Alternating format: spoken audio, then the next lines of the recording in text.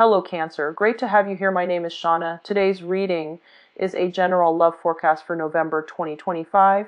As always, take the messages that resonate and release anything that doesn't. Don't forget to like and subscribe to stay connected with upcoming readings. Let's see what's headed your way, Cancer. Finding you well. I apologize for the delay with this reading. I was traveling the past few days and I got really sick with the flu.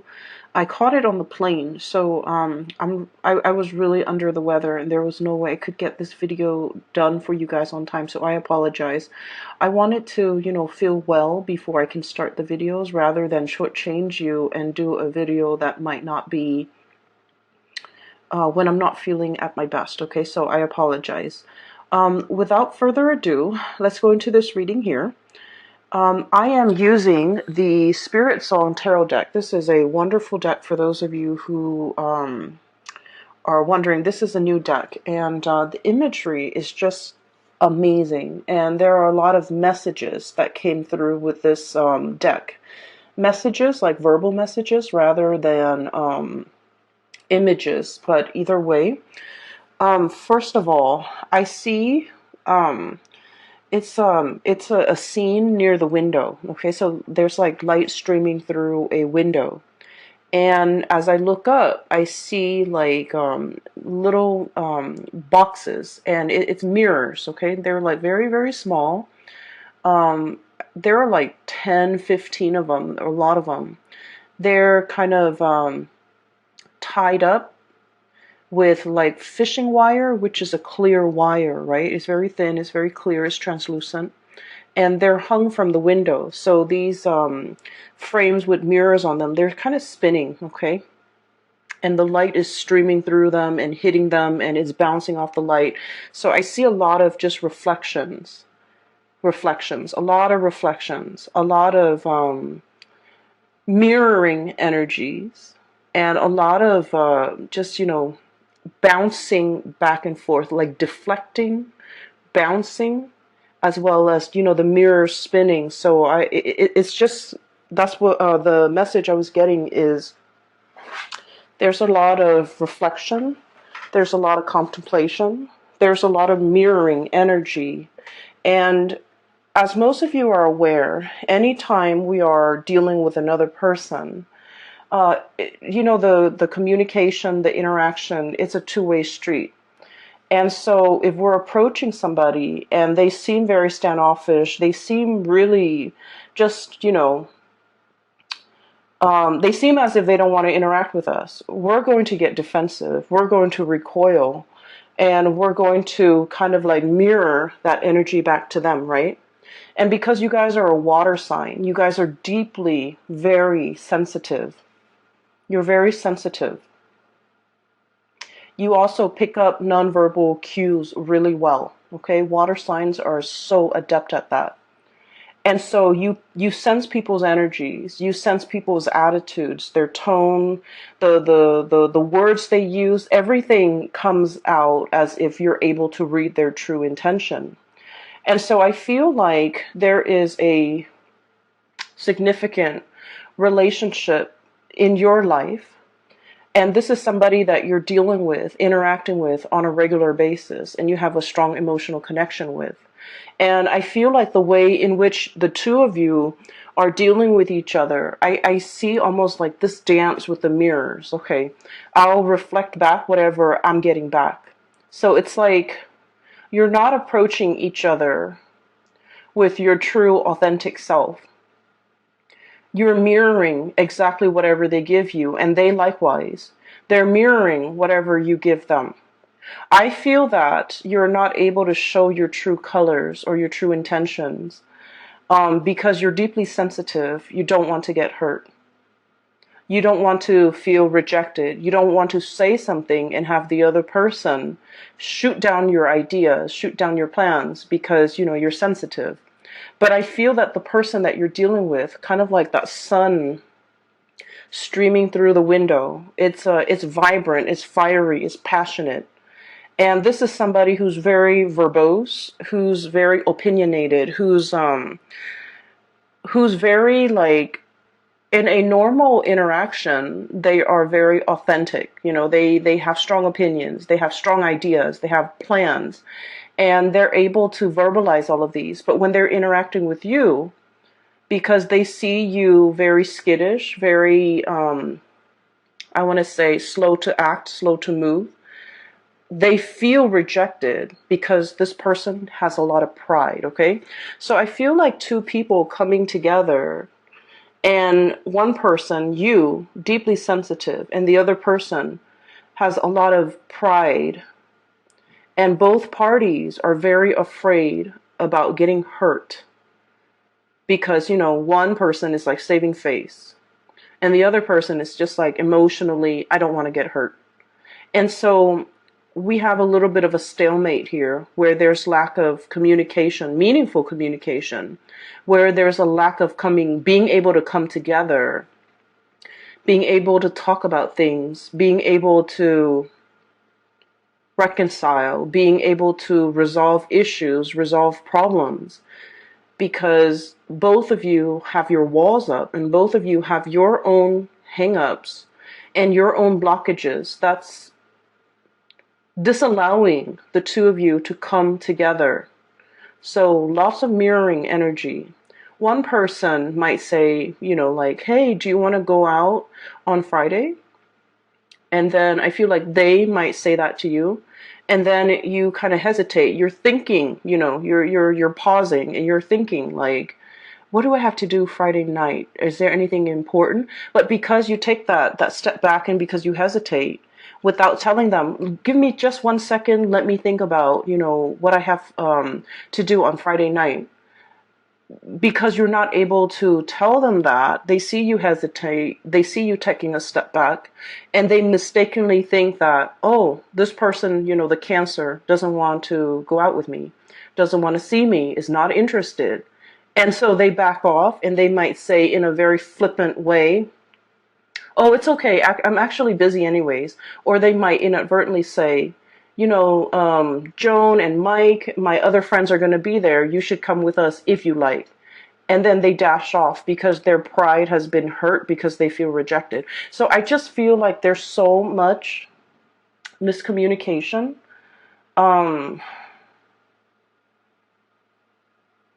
And we need to be very aware. And this is not on you because like the energy is mirroring, right? I don't feel this is entirely on you. But I just feel that there is a strong need to communicate. Okay, a very strong need to communicate. Look at this roar. This is the Five of Wands, fighting, arguing, not being able to agree on things. But look at this roar. This is really powerful. This is somebody who's very, very pissed off. This is somebody who has so much to say, and yet, when you look at this card, you feel the frustration, right? You feel the anger. You feel the need to communicate, and yet we're looking at it and we don't hear any noise, right? So this is what I mean. I just feel like there's so much that needs to be hashed out. There's so much that needs to be said. And look at this. One person is screaming and the other person is recoiling. The other one is conflict avoidant. The other one is like, you're being uncouth.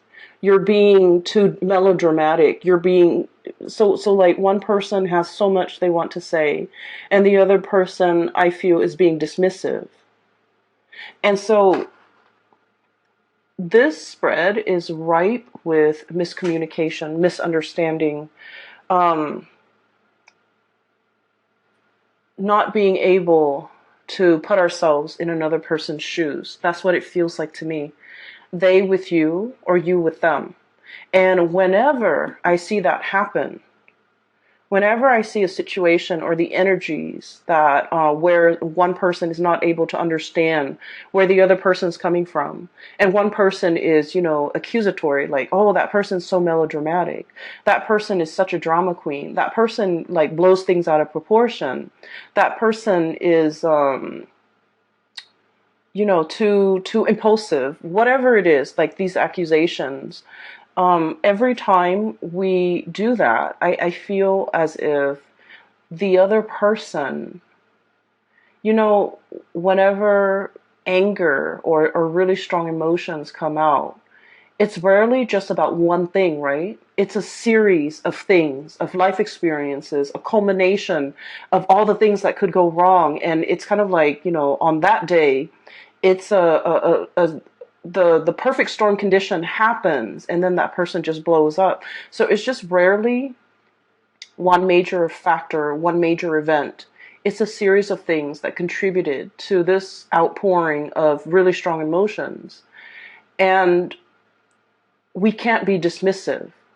We have to, begin the process of learning to put ourselves in somebody else's shoes, little by little, day by day, to be able to understand how a series of events have shaped the person that they are, and what we can do in order, given their penchants for possibly blowing up, being very emotionally explosive, or being melodramatic, whatever we want to call it. Those are symptoms of something deeper, right? I'm not asking you to be a psychiatrist. I'm not asking you to be anybody's therapist. I am asking you, as from what I see here, is to listen to what's really bothering the other person without projecting. Okay? Leaving our preconceived notions at the door when we're dealing with this situation, so that we can really hear what the other person is trying to say to us. And I mentioned before, you guys are deeply sensitive.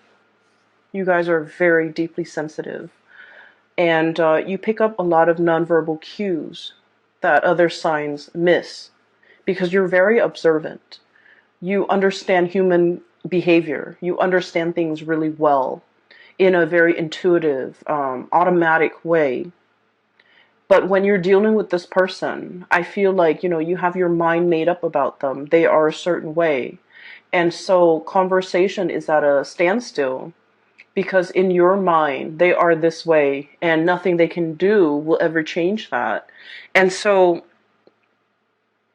you don't want to listen, or you tune out, or you dash out the door. You don't want to, it seems to me like it's dismissive. Okay, and once again, it's a mirroring energy. So they could be doing the same thing to you.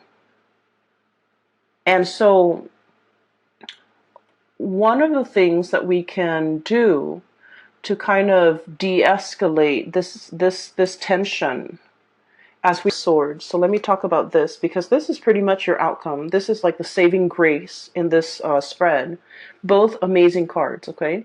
The the Ace of Feathers. This is the Ace of Swords, okay? Understanding. And this is not about understanding how something works, understanding how events transpired, understanding what happened. It's requiring you to look at things from a different perspective with the Hangman. Okay, looking at life upside down. So one of the things that I was taught about my job, which my main job, was a lot of the times we are very quick, when someone gives us a piece of information, we're very quick about tearing it apart, dissecting it, and proving it wrong, right? The way our mind works. And in using the scientific method, we want to test theories, test hypotheses, and we want to, given a fact, we think of all the ways in which it could be false. But the work that I'm doing right now is the opposite of that, because given a piece of information, we think about all the ways in which it could be true. So we operate under the assumption that it could be true. And then we ask questions around it to either debunk it or to prove its truth. And so I feel like there's a lot to be said here about a situation where you understand it, you understand how it works, you understand what it encapsulates, you understand what it's about. but it's really forcing you to look at things from a different perspective.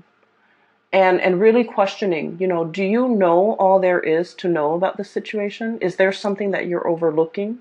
With this Ace of Feathers, this is almost like, the goat is really cute, right? Like in this depiction, he's very adorable, but he's also got his head held up. It's like turning up your nose at something. It's like being a little bit, I want to say, presumptuous, and being a little bit like, oh, I already know that. So it's really asking you, is there something that you might possibly overlook? Is there something about this situation that you're not 100% aware of? Is there some missing information that could potentially um, dissuade you from a specific course of action or a specific opinion? Is there some major piece of information that could turn this situation around? Because I feel like at the very last moment, there's going to be something coming into the picture that will turn this situation around. A last piece of information, a last ditch attempt, because I feel like somebody is trying to communicate with you. And then I also feel you could also be dealing with somebody who you're trying to communicate with, and they're like, I already know everything. So they could appear very haughty, very like a know-it-all, or very much like very fixed in their opinions. They've got their minds made up, and nothing can persuade them otherwise. And I feel like at the very last minute, it's like a very last ditch attempt to turn a situation around. Okay? It brings about clarity. It slashes through all these assumptions and presumptions we have about the situation or the person. And then I also feel like it's going to throw a wrench in the works, because it's taking into account a factor, a piece of information that you have not thought about prior. And because of that, it turns the situation around. Okay, I do feel it's for the better. I don't feel that you have to worry about that. There is another message, or another image there was another image that came through when I was shuffling. So let me talk about it really fast, because I feel like it's echoing the same theme, but maybe it might apply for some of you. I see this baby. He's a little boy. He's a toddler, like really young toddler. So, he's at an age where he can crawl around and can make noises and stuff, right? So like probably around 2 or 3. He's sitting on a couch, and it zooms into him sitting on a couch, and he's so adorable. And I'm kind of seeing his profile. He's looking this way, okay?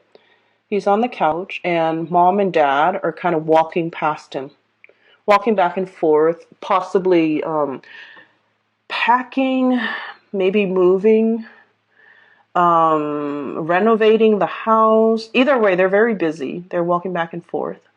And he's looking at all this activity around the house. He's looking at mom and dad pacing back and forth.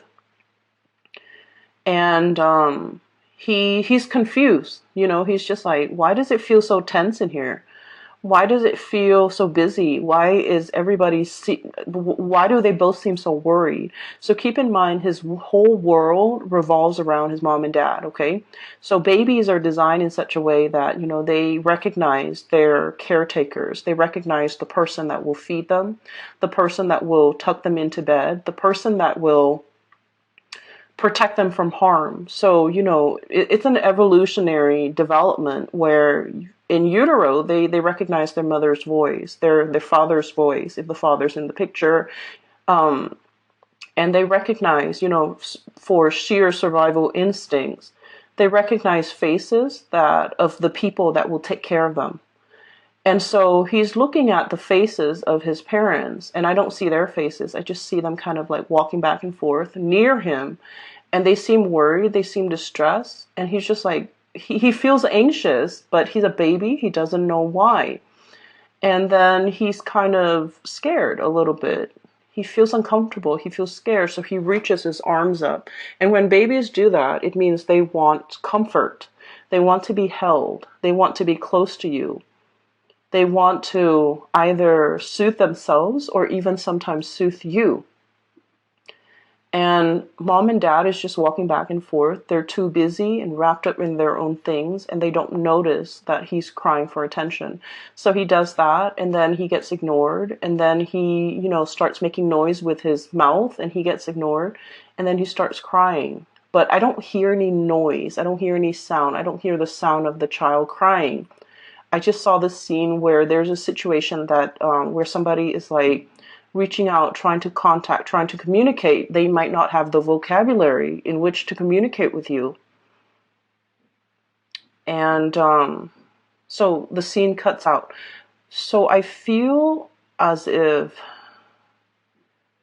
it's asking you, is there somebody in your life that you're not giving enough attention to? And, God forbid, I don't think it's like a toddler, but I feel like it's somebody who is not able to communicate, who might not have the vocabulary, who might not have the linguistic skills, who might not be mentally aware of their needs and their wants. They just know that they feel uncomfortable. They just know that they want to break the silence. They just want attention. They just want you to focus on them. And you're very busy going about your day. And this is where I feel like, you feel like the other person might be a little bit melodramatic, but I feel like you're dealing with someone who's very deeply intuitive and very deeply sensitive as well. The way in which they project it is, they're very proud, okay? So when they want something and it's shut down, then they recoil and they never ask again, okay? So that's what I'm sensing. I feel for many of you, there's a situation here. It's like a love relationship. It could be family as well, but I feel more so love relationship with a significant other, where one person might want to be, intimate, and the other person's very busy. And then the person that wants to be intimate asks, like, hey, let's spend the night together.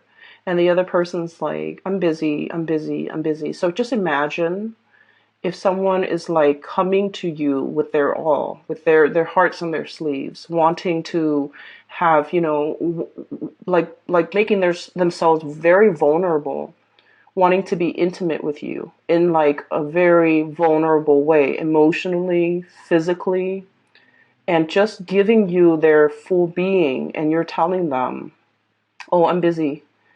And you don't follow up with more explanations. You don't follow up with like a hug. You don't follow up with like a promise. Oh, we'll do this next time. It's very hurtful. So I feel like somebody might be dealing with this, and then it happens time and time again, and it's hurtful, and you become callous. You stop asking. You stop wanting to be intimate. You become resentful. You start wanting to get back at the other person. You start wanting to do things and say things and behave in a way so that the other person knows and sees and understands that, oh, I don't need you. Because that's what I'm feeling here. We have here the Four of Wands. This is a family situation, but what I'm seeing here is this is turning away. And then I have here the Empress, very bashful. Bunnies are very skittish, okay? They're very shy innately and very warm and cuddly, but in this situation, it's like you come at somebody with your all, and without an explanation, it feels like somebody's rejecting another person. And then over time, so that same scenario, over time, the one person has been turned down many, many times. They become callous. They become resentful. And then when their partner is in a tough situation and their partner needs them, then they're just like, oh, you're being melodramatic, you should learn to take care of that yourself. So I feel here there's deeply entrenched resentment and deeply entrenched resentment that is coming to the light. And I feel that this conversation, there's going to be a communication breakthrough. Thank God.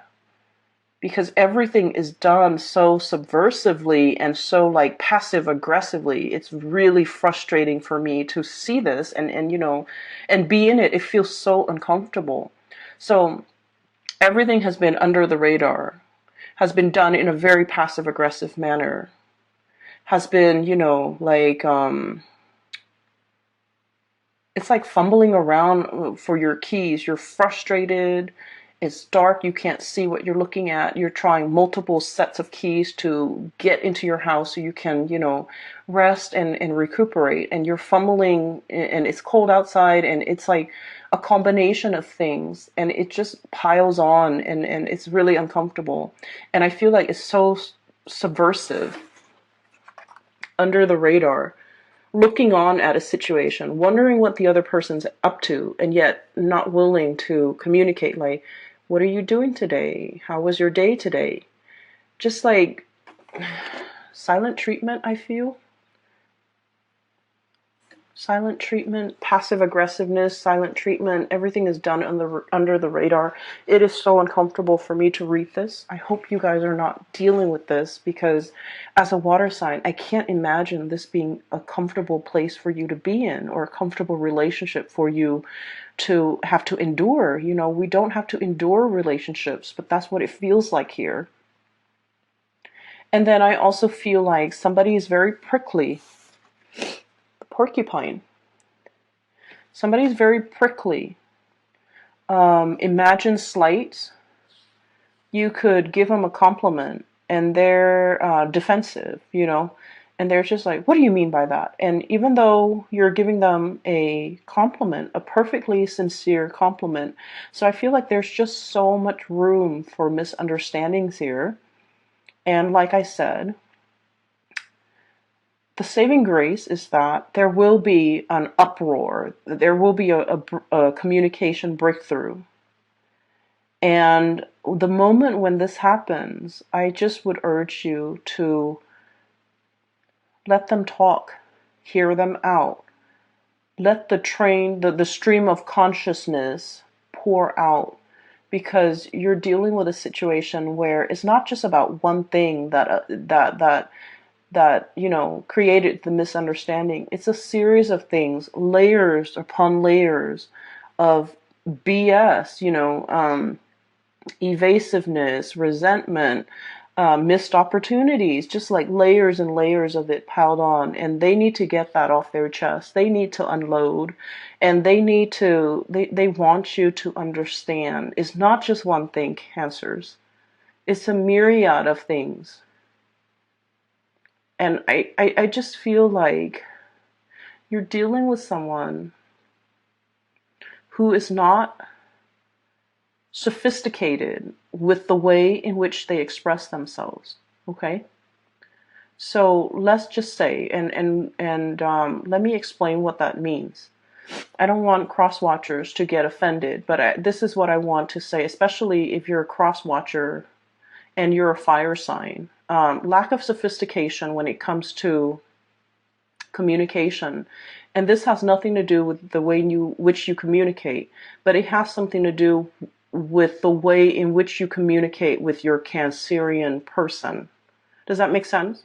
So this is not about, you know, you being a bad communicator. This is just you communicating in a way so that the Cancer person can understand. So let's just I'll give you an example. I'll use Cancer and Sagittarius because that's a really hot duel right now. Okay, so Cancers and Sagittarius, they're walking around. Okay, it's kind of like a cool day, not too hot, not too cold. And the Sagittarius is, you know, Sagittarius is dressed really, Cancers is dressed appropriately, sneakers, a light jacket, and, you know, is feeling really comfortable. And then Sagittarius is walking around, getting a little bit hot, getting a little bit like warm under the collar, and they're realizing that their boots is not appropriate, and they're realizing that it's hurting their feet, and they're realizing that their wool socks is burning up. And so they're getting frustrated, and everything is just, it seems like because of their own physical discomfort, everything that day just becomes bad. Okay, they could go to like the nicest restaurant, and then Sagittarius is just frustrated and it's like, I don't like the food. I feel hot. I feel tired. My feet are uncomfortable. And so you feel like the Sagittarius person is very melodramatic, and the Sagittarius person is doesn't want to ruin the fun. Doesn't want to say let's go home. Doesn't want to say like, um, it's like there are so many things the Sagittarius person might not know what is really bothering them. And what is really bothering them could be as simple as, the my shoes are too hot, my socks are too hot, I'm not dressed appropriately, I'm wearing this big coat and I just want to throw away this big coat so I can be comfortable. But the Sagittarius might not know how to verbalize all these things, all of these factors that are affecting their emotional state. And so when they are upset, they just lash out, like they're frustrated and they're angry, and they're picking at the things that's right in front of them rather than getting to the root of the problem. Okay? And so I feel like, this lack of sophistication when it comes to being able to know exactly what's bothering us. What is the root of the problem? And like I said, I mean, in their defense, it's like it's a lattice, like a lattice on a pie, layers upon layers of things over the years, just piling on. And, I feel like one person is not able to forget all of the slights, all of the hurts, all of the rejection, all of the times in which the other person made us feel this little. And they hold on to that resentment. And so I do urge you to be patient with whoever it is that you're dealing with. And if you are a cross watcher, I do urge you to be very patient with your Cancerian person, because I feel like there's a very important conversation that needs to be had. Temperance, we have patience. Things are not always black and white, okay? Layers upon layers. Okay, things are not always just clear cut. Some people don't see things in black and white. Some people are just like, let's make allowances for gray areas. Let's, in the real world, things are rarely neatly compartmentalized in their equivalent parts like this. So this is sort of like, give and take. I say one thing, you say another. We both try to hear each other's side of the story, and being patient as well.